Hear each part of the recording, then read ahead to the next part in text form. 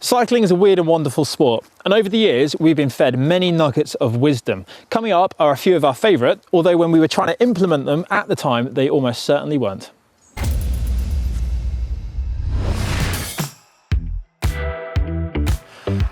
Oh, we're going to kick off with some old school cycling advice now, and that's if you really wanted to get better at riding your bike, all you had to do was simply ride your bike. And that's simply not true. And whilst we're not pretending you could win the Tour de France by sitting on your sofa, if you really want to get good at cycling, you're best off breaking those rides down into 3 or 4 hard rides per week and then having some rest days in between them.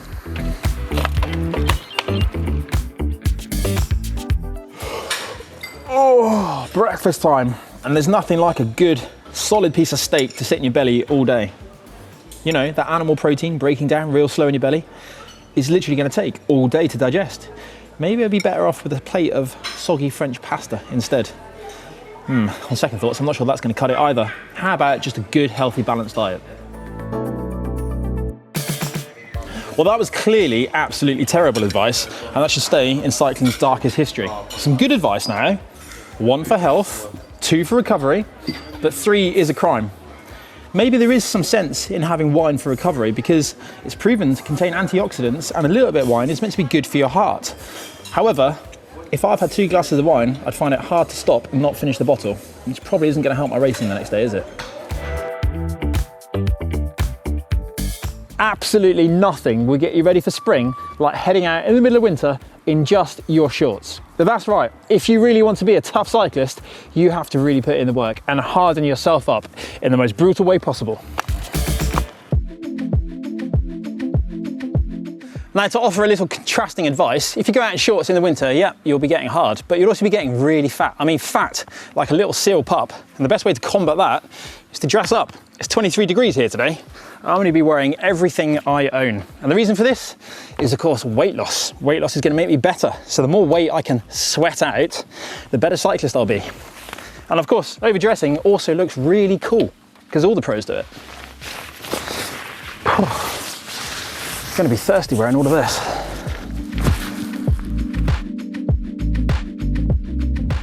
And as we all know, sweating is a fantastic way to lose weight.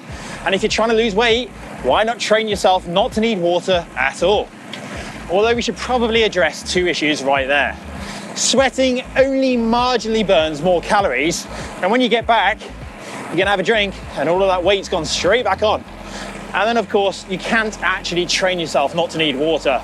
We all have our own personal requirements, and to get the most out of your body, you need to meet those.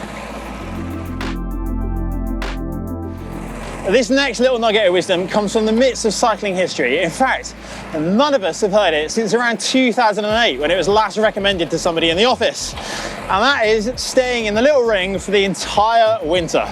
Don't use the big ring until after Christmas. I mean, it doesn't make much sense, does it? Yeah, sure, you've had a long, hard season, and if that's the case, you're probably better off just having a little bit of time off. What were they thinking? What happens when you come to a climb and you have to exert a little bit of force on the pedals just to get over it? And then these days, with one bike, I mean, how does that even work? You don't have a small ring. The annals of cycling history. Race day tomorrow, won't be needing that. For many years, it was thought that abstinence ahead of your peak event was the guaranteed recipe for success. And depending on your appetite, that was either deemed as a good thing or a bad thing. Fortunately, science has proven that simply isn't the case. Science has proven, though, that sex 2 hours before an event will diminish your performance. Time for bed. Spin to win. It's an old mantra, but is it really necessary? Spinning was made fashionable by none other than Lance Armstrong in the late 90s. Since been used to great effect by riders such as Chris Froome. Top track riders regularly exceed cadences of over 130 or 140 revs per minute. But just because these riders do it, does it mean that we should emulate it? Well, you could argue that it will help you respond to changes in pace more effectively, maybe even accelerate out of corners with greater ease. But the science shows that unless you're putting out high power outputs, high cadences aren't necessarily that beneficial. So therefore, we recommend that you choose a more self-selected cadence that you're much more comfortable with. After all, that will get the best out of your legs. I've heard so much mixed advice over the years when it comes to showering, ranging from don't shower before you get on your bike in the morning to don't ever use soap because you'll wash off all your body's essential oils, meaning that if you go out and ride in the cold, you're going to freeze. In reality, soap isn't that strong, and having a shower, if it makes you feel good, you're only likely to perform better. It's a load of rubbish in my eyes. There you go, some of our worst cycling tips that we think that you should avoid. Make sure you like this video and share it with your friends. And if you've had any awful cycling advice yourself, do write that in the comment section.